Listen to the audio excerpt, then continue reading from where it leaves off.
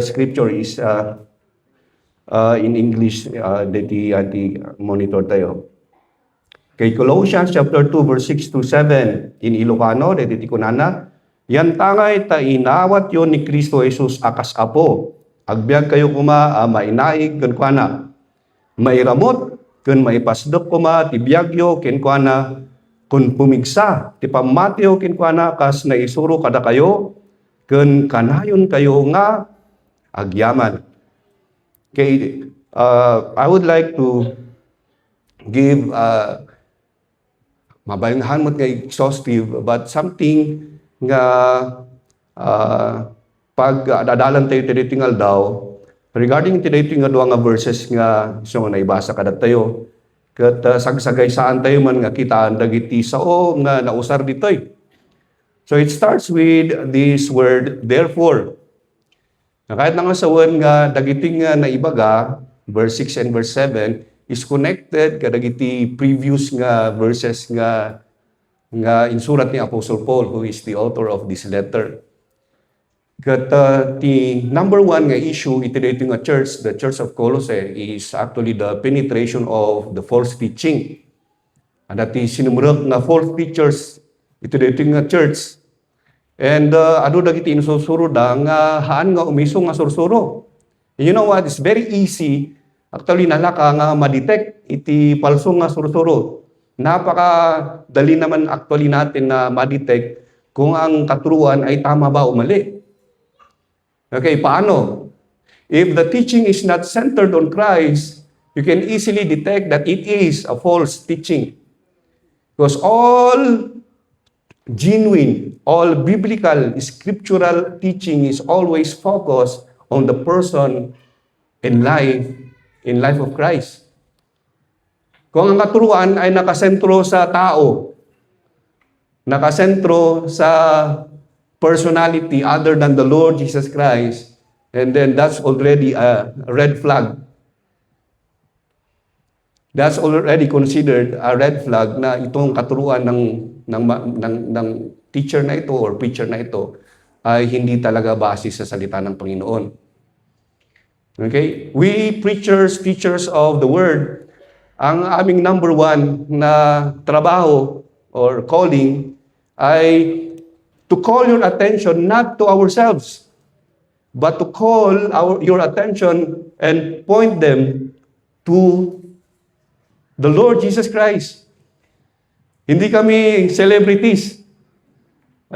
Hindi kami celebrities para kami ay iduluhin nyo, kami ay purihin nyo, that you will treat us like as if we are Christ. No. We are just servants. Trabahador lang kami. Sundalo lang kami ng ating pare-pareho lang tayo sa harapan ng Panginoon. We're just called by God in this ministry, pero hindi kami ang kumukuha sa lugar na dapat ay para lang kay Kristo. Amen? And so, that is what's been talked about in the previous verses. Kaya nga dito sa verse 6, sabi dito, therefore, now that you have accepted the Lord Jesus as Lord. Okay, maliwanag ito. In this verse, talagang na-emphasize dito ang title ni Jesus as Lord. Okay, what's the difference of these from the other verses or from the other phrases, scriptures na nagsasabi na tinanggap mo si Kristo bilang tagapagligtas? Is there a big difference between accepting the Lord Jesus as Savior and accepting the Lord Jesus as Lord? Pwede kayong sumagot, mga kapatid. Yes, there is big difference. Kasi marami ang gustong pumunta sa langit, pero ayaw naman nilang sumunod sa Panginoon. Right? We ask someone, do you want to go to heaven? Of course. Sabi ng tao, yes. Diba? Sino ba naman sa atin ang gustong pumunta sa impyerno? We want to go to heaven. But let me remind you that we did not accept the Lord Jesus only as Savior, but we have also accepted Him as Lord. Walang nag-amen. Di ba? Gusto mong pumunta sa langit, pero ayaw mo namang isurrender yung pitaka mo. Di ba? Gusto mong pumunta sa langit, di ba? Pero hanggang ngayon, hirap na hirap ka pa rin na banggitin yung salitang sorry. Di ba? Kasi ang laging nasa isipan at sa puso mo, ikaw ang laging tama. Di ba? Pero baka may tama ka lang talaga. Di ba? When I was yet single, ang sabi ko sa Panginoon, Lord, give me a woman. O give me the right woman. Pero ang binigay ng Panginoong Diyos sa akin ay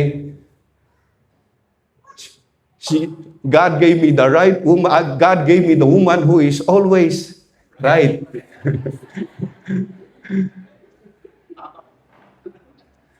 Joke lang yun. Hindi naman talaga totoo yun. Gusto ko lang na sabi niyo, baka totoo naman siguro yun. Yeah, but let's go back to the scripture. The Lord God is not only, the Lord Jesus is not only our Savior, He is the Lord. Ibig sabihin nun, if you're going to connect it with the following phrases, now you have to walk in Him, or you have to walk in Him. You know, pag babasahin talaga natin ng scripture, especially we men, tayong mga lalaki, the way we conduct our lives is always based on the life of Christ. And I'm speaking also to all of us. Right? O sa Ephesians chapter 5. Kayong mga lalaki, di ba? Mahalin nyo ang inyong mga asawa. Kagaya ng pagmamahal ni Kristo Jesus sa kanyang iglesia. You see? The same chapter also, forgive as the Lord Jesus Christ forgave you. Di ba? The reason why we are doing all of these things is simply because we want to walk in Him. Ang basis ng ating buhay, hindi si pastor. Hindi yung leader natin na nagdi-disciple sa atin. The basis is none other than the Lord Jesus. Because He is the perfect one. Huwag nating i-base ang ating buhay sa buhay ng kagaya nating tao. Why? Because we fail along the way if we base our life sa isang katulad din natin na imperfect. That's why we look up to the Lord Jesus Christ, who is the author and finisher of our faith. Tama po ba? Amen. So yes, the Lord Jesus is our Lord. Therefore, He is supposed to be the authority. He is supposed to be the one who is leading us. And, ang sabi ni Apostle John sa kanyang sinulat, when you obey the commands of the Lord, it's not hindi para pahirapan kayo. Why? Because His commandments actually are not burdensome. Actually, ang pagsunod natin sa utos ng ating Panginoon Jesus ay kanyang protection sa atin. Tama po ba? That's His protection. Maraming napapariwara ang buhay nila sapagkat ayaw lang talaga nilang sumunod doon sa kagustuhan ng Panginoon sa kanila. Right? The reason why the Lord Jesus put this boundary now that we are in Him ay para proteksyonan tayo from many heartaches, from many miseries. Kaya wag nating ibigay ang blame sa Panginoong Hesus kung ang nangyayari sa buhay natin ay dahil sa katigasan ng ulo natin. Because the reason maybe that we are suffering today is simply because we are just disobedient to Him.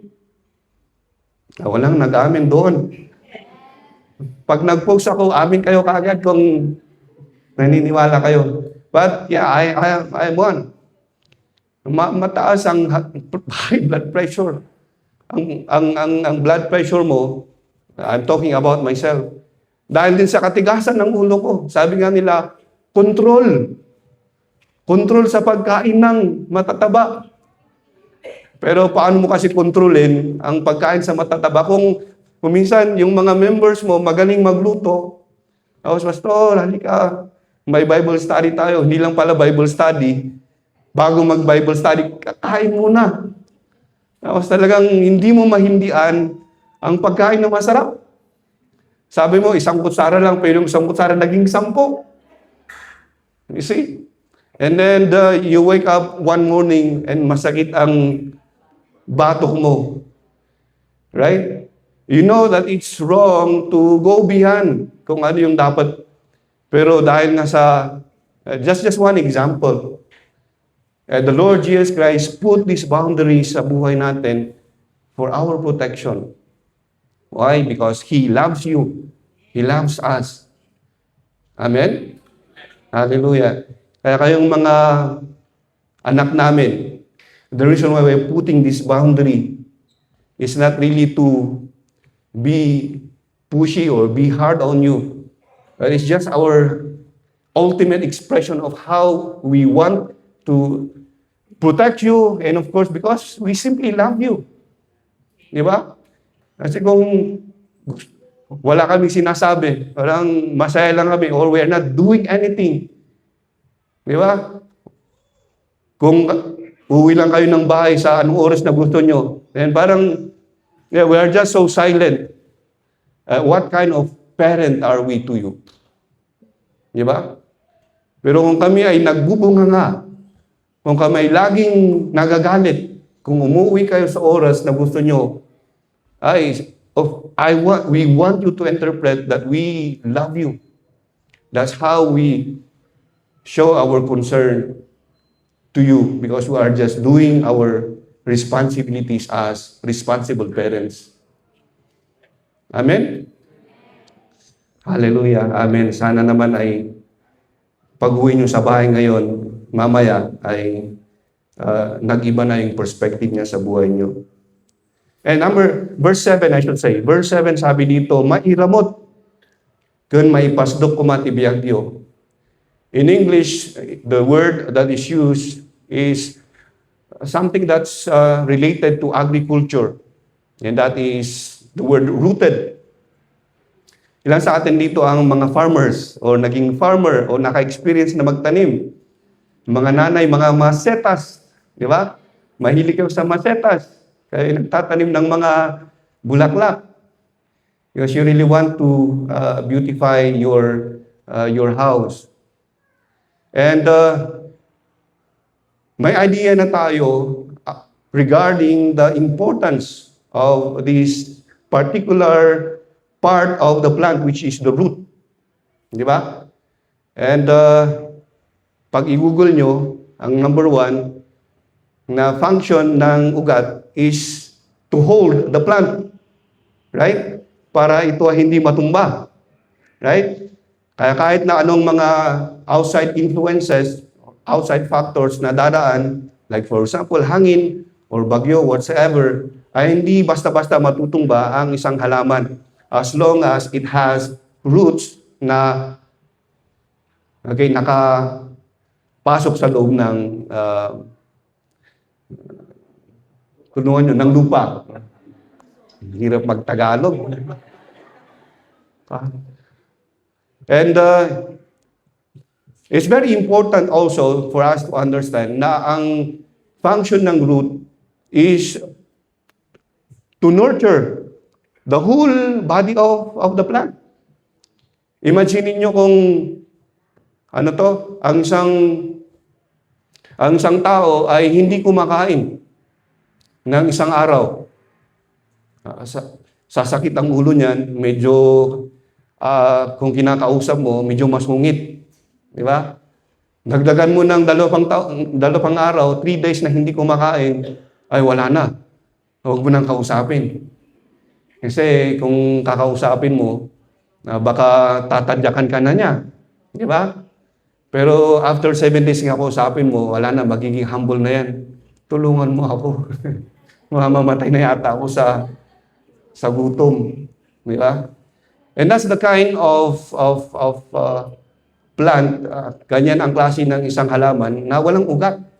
Why? Because the root is responsible to suck all of the nutrients inside the soil. Paakyat sa lahat ng parte ng halaman. Okay? So that's actually the analogy that the Apostle Paul is trying to picture here. Na tayo, na mga mananampalataya, we have roots. Pero saan tayo nakakapit? Okay, we have these spiritual roots in us, being the children of God. Pero saan nakaangkla? Saan nakakonek ang ugat natin? Okay, very specific dito ang sabi ni Apostle Paul. Your roots are supposed to be in Christ. Because if you expect that your life is going to be conformed into the life of the Lord Jesus, your roots are supposed to be in Christ. Why? Because ang ugat na yan na nakakonect sa buhay ni Kristo is actually the life of Christ that's going to come out of you. Pero kung hindi si Kristo at itong mundo na ito, it is this world that your roots are connected to. Wala na. Of course,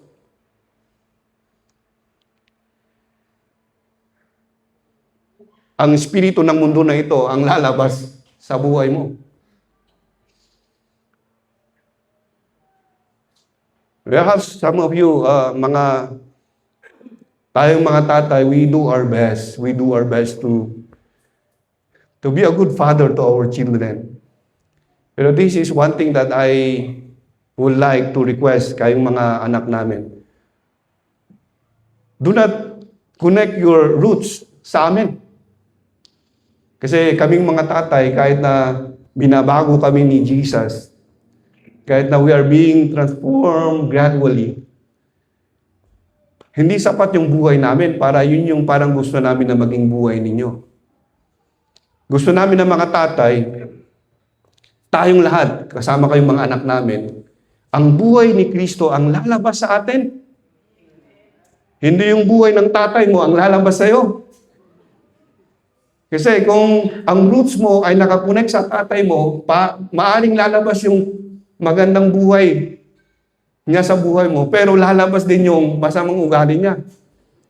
Di ba? He is a loving father, but at the same time, mainitin ang ulo kung walang pera. Di ba? Gusto mo maging ganon? Di ba? He is a responsible father, pero maraming mga pero. That's the kind of life that we have. Ang lahat ng mga imperfections na ito ay mawawala lang pagdating ni Jesus. Pagtatapak na tayo sa kaharian ng Diyos sa langit. That's the only time that we can become perfect. Pero dito sa lupa, we're all works. Mga trabaho tayo, mga proyekto tayo in progress. And it's the Holy Spirit that is changing us from glory to glory every day. As long as we abide in Him. Amen? Kaya, again, saan nakakapit ang ugat ng inyong mga pananampalataya? Amen. Let me remind everyone, alam kong alam natin ito. But this is just a reminder for all of us, kahit kami mga pastor, we remind ourselves we are supposed to connect our roots in the Lord Jesus Christ. Because we want His life to come out of us. Kami mga pastor, mabuhay na kagaya ni Kristo. Kayong mga nanay, mabuhay kayo na kagaya ni Kristo. Tayong mga tatay, mamuhay tayo na kagaya ni pastor. Wala naman sanang nag-amin doon. Mamuhay tayo na kagaya ni Jesus. Hallelujah. Tinitesting ko lang kayo. Kayo naman. And you know, the result of it, if our lives are rooted in Christ, this is going to be the result of it. Sabi dito, Your faith is going to be established. Your faith is going to be firm. Sa ibang translation, your faith is going to be strengthened. Mapapalakas ang inyong pananampalataya. You know what? If you want to pray for your fathers, kayong mga anak, you pray that our faith will be established. You pray that our faith will be strengthened. Walang nag-amin ng mga kabataan. Ano ang gusto nyo? Maging weak na lang palagi ang aming pananampalataya? You know why? Because it's very important na ang tatay sa loob ng pamilya ay palaging malakas. Hindi malakas ang muscle. Kasi maraming mga malalakas ang muscle, pero weak. Di ba? They always give up. Kahit na walang muscle yan, puro butot balat lang. Pero pag firm ang faith niyan sa Panginoon, kahit na anong pagsubok ang pagdadaanan niyan, hindi siya matitinag. And that's actually the life that is being projected here.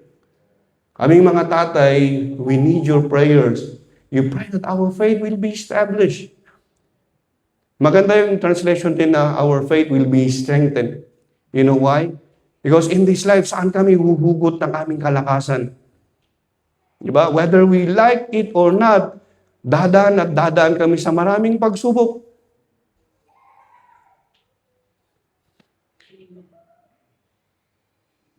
Pero nagkakaiba nga lang doon sa kung paano namin ito i-handle. So, yung mga tatay na pag may pagsubok, ang ginagawa, tinatakbuhan. Kaya ang sumasalo, mga nanay. Di ba? Kung hindi naman kaya ng nanay, ang sumasalo yung mga anak. Which is not supposed to be. Tayong mga tay, God called us to be the pillar of our home. Kung may pagsubok, sana tayong mga tatay ang number one na malakas. Amen. Hallelujah.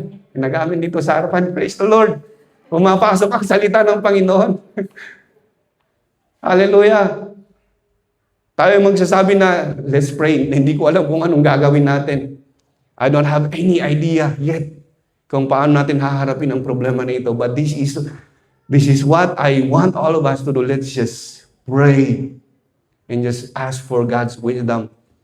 And He will just give us the right thinking kung paano natin ito haharapin as a family. Diba? And that's the most important thing. If you are rooted in Christ. Kasi kung rooted ka sa mundo, ang gagawin mo, iinom na lang natin yan. Diba? Ang tatawagan mo, mga barkada mo, may problema ako bro. Halika lang dito. Tawagin ko mga trupa natin, ganito lang gawin natin.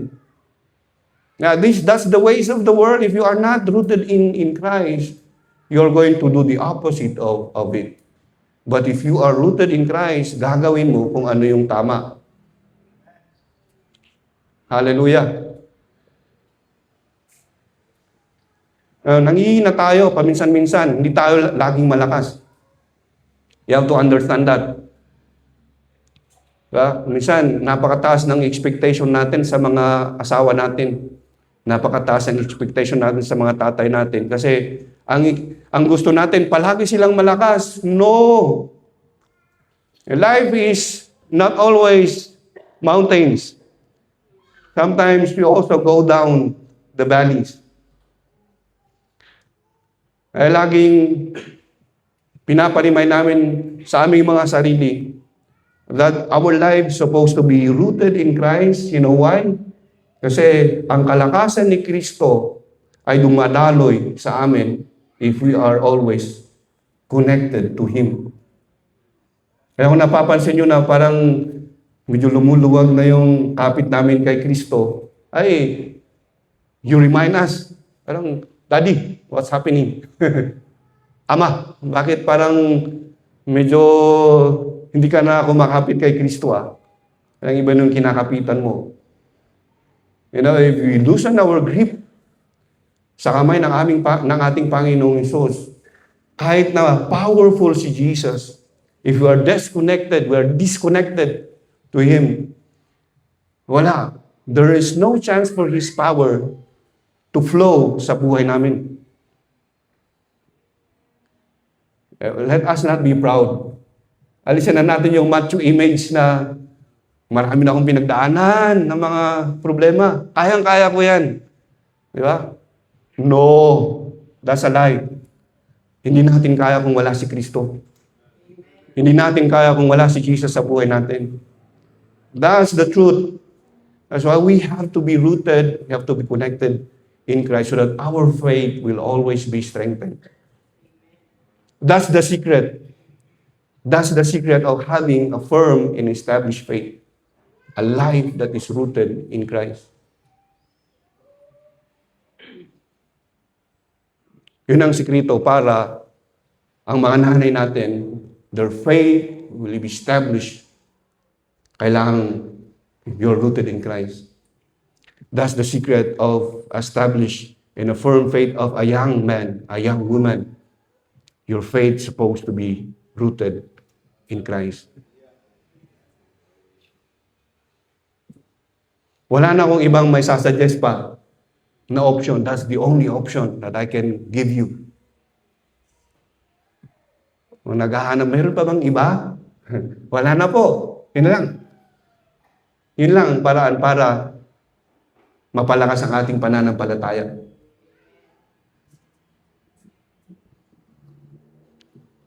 Kasi marami tayong nais. Gusto natin talagang lumakas ang ating pananampalataya. Pero iba naman ang tinatakbuhan natin. Iba naman yung nilalapitan natin. A powerless Christ ang tinatakbuhan natin. Let's go to the powerful Christ. The Christ of the Bible. Amen? And He's always available to us. Hindi siya kagaya ng signal na nawawala. Hindi siya kagaya ng cellphone na nalulubat. Hindi siya kagaya natin na minsan hindi sumasagot kasi naka-off yung cellphone. Diba? May times na available, may times na hindi. The Lord Jesus is always available. I want to tell you that. Minsan Igorot siya, minsan Ilocano, minsan Bisaya. Kasi nung nag-pray ako isang umaga, hindi ako nag-pray in Tagalog or English. Kan-kanaoy. Sa lingwahe namin. And sinagot ng Diyos. Kaya sabi ko, Lord, you are an Igorot. Kaya sabi naman ng isang member sa church, Pastor, Bisaya siya kasi nag-pray ako sa Bisaya, sinagot naman din niya. Yeah? And that's the kind of Jesus that we have. He is colorblind. Mahal niya lahat. Kahit na maputi o anong isura mo, makapal ang buhok, walang buhok, konti lang buhok, pantay-pantay ang pagtingin ng Panginoong Hesus sa atin. His arms are open wide to all of us. Anytime, anywhere. Huwag niyong sabihin na malayo pa ang linggo. Diba? Kasi ang sa isip mo, it's only on Sundays that the Lord God hears prayers. No!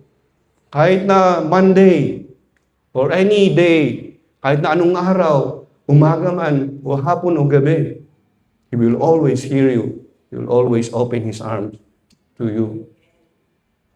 That's the Jesus that I know, that is protected in the Bible. What kind of Jesus do you know?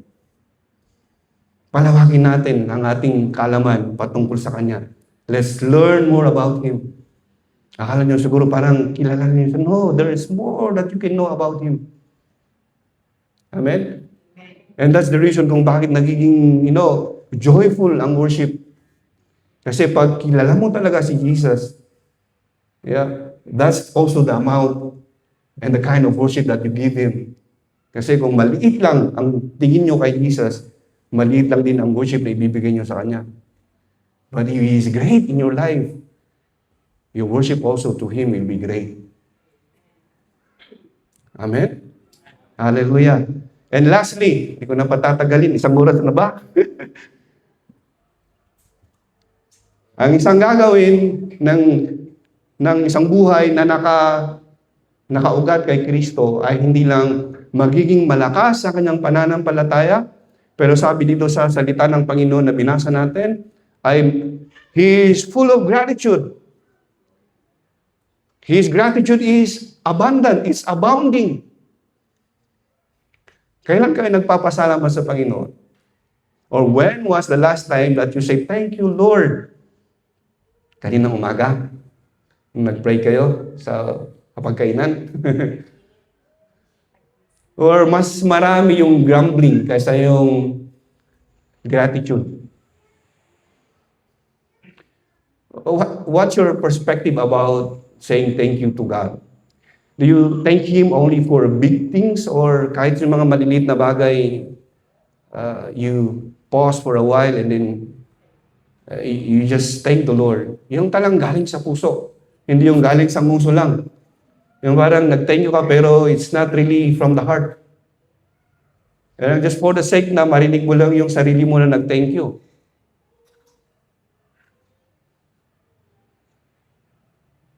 You know why? You know why gratitude is very important sa buhay ng isang nakay Kristo? It's because gratitude is just like an eyeglasses.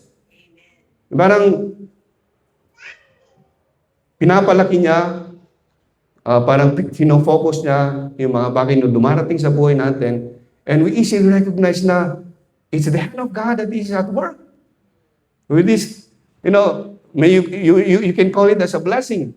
Or you can call it as a prayer that is answered. Kaya kahit na maliliit na bagay yan, you can easily recognize na galing sa Panginoon ito. Why? Because you are practicing the spirit of gratitude sa buhay mo. Di ba? Hindi yung parang, piso lang naman ito. Di ba? 100 lang naman. Why? You are waiting for 1,000. Parang ito yung limit, 1,000 pataas. That's the only time that you will say thank you to God. Pero 999 pababa, hindi galing sa Diyos yan. The Lord God is giving us all that we need. Amen? And ang ating pangangailangan, hindi lang siya dumarating big time. Dumarating din siya kahit sa mga maliliit lang na mga bagay. And kung tayo ay mapagpasalamat, there is no room for complaints, there is no room for grumbling sa puso natin. Ibang laging maliwalas ang araw natin kahit na umuulan. Gratitude is also helping us to have the right perspective in life. Di ba? Kasi kung hindi ka mapagpasalamat, ang tingin mo sa lahat ng mga tao na nakakasalubong mo ay pangit. Ikaw lang ang hindi pangit. Di ba? Kung hindi ka grateful na tao, kahit na umaaraw, ang tingin mo pa rin ay umuulan. Or baliktarin natin. Kung umuulan, ang tingin mo, umaaraw. Di ba? And I remember the story of a father na meron siyang 2 anak na lalaki. Yung ginawa niya, binibigyan niya ng 200 yung panganay, 100 naman yung bunso. At you know what? Nasurpresa siya kasi bakit yung nagtay-thank you lang ay yung bunso na 100 ang kanyang allowance every day. Yung isa na tumatanggap ng doble, mas malaki, ni thank you, wala siyang naririnig. Basta pag binigay, kinuha, alis. Kayo ba yun? Si Asa lang yata yung anak ba yata nga. Wala pang thank you. Di ba? Kaya ang ginawa ng tatay, ganito. Ang ginawa niya, lalo niyang tinaasan yung allowance ng kanyang anak. So from 200 times to naging 400. Kaya yung anak niya na tumatanggap ng 100 na nagte-thank you, baka siguro malaki sa kanya yung 100. Kaya nagte-thank you. Kaya maliit na nga yung binibigay, hinati pa sa 50. It's just only an experiment kung baka nagti-thank you lang yung anak ko kasi sapat sa kanya yung 100. Bigyan ko nga siya ng mas maliit kasi baka hindi na magti-thank yung anak ko na ito. Ang ginawa naman niya sa panganay, baka kulang yung 200. Magti-thank you lang siya kung mas mataas. And to his surprise, nung ginawa niya, iyon, pareho lang. Nung tinanggap niya yung 400, nakita niyang 400, umalis. Wala siyang sinabi na kahit na ano. Pareho lang nung 200 yung allowance niya. Yung anak na binigyan ng 50, nung nakita niya yung 50, thank you Lord. Thank you Dad. Thank you Daddy. Hindi siya nag-complain. Nung nakita niya na nahati yung allowance niya, from 100 naging 50. So what's the lesson that we want to float out dito sa story na ito? Kung ikaw ay talagang totoo na mapagpasalamat, na grateful na tao, it doesn't really matter. Whether it's big or small. It doesn't matter whether it's sunny day or rainy day.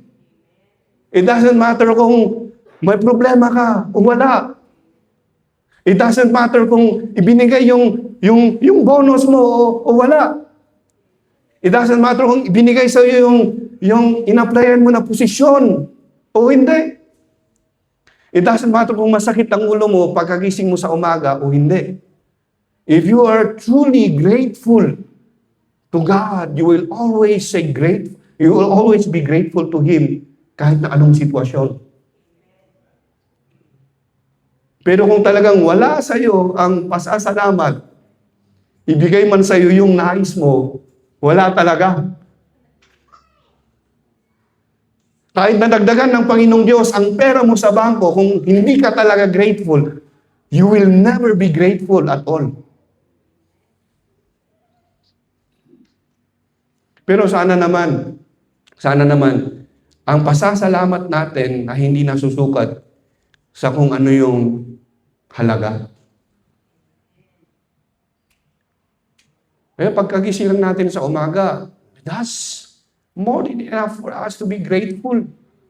Alam niyo ba na maraming hindi gumising na mga tao this very day?